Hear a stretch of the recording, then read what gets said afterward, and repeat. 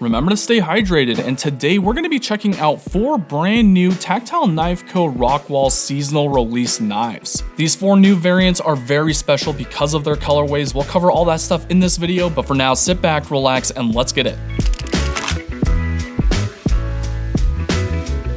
Today we are checking out 4 brand new seasonal release Rockwall knives from Tactile Knife Co. If you've been following me for a while now, then you'll know that the Tactile Knife Co Rockwall is one of my most favorite models of all time. And a matter of fact, I saw these things produced last year at Blade Show, Texas, and I've seen the work and effort that is put into making one of these knives. Now, before I show you these knives, these will be launching on February 23rd at 12 p.m. Central Standard Time. From what I've heard, these are going to be extremely limited, so try to get your hands on one. I'll be leaving an affiliate link in the description below. It doesn't cost you anything extra and it helps support the channel. All right, so let's jump right into these and show you what the unboxing experience is like. When you receive your knife, you're first going to notice that it comes with the standard Tactile Knife Co box. If you've received a Rockwall before, it's pretty much the same exact thing. You've got a sleeve along with the foam insert and the certificate of authenticity. Now, looking over the certificate of authenticity, it tells you what model you have, the scales or seasonal release version that you received, the type of blade that it's equipped with. All 4 of these seasonal releases are going to come with a Magna Cut blade, just to get that out of the way. And then its hardness score. Under that, you're going to see the name of the person who assembled it and then the date of birth of your knife. I've said this many times in previous videos. I absolutely adore it when you see handwritten cards, and that just makes your investment a little bit more special. Moving to the first seasonal release, and that's going to be called Safety First. This thing has a black and orange aesthetic. It's got a 2-layer orange Cerakote along with a caution logo here on the pivot.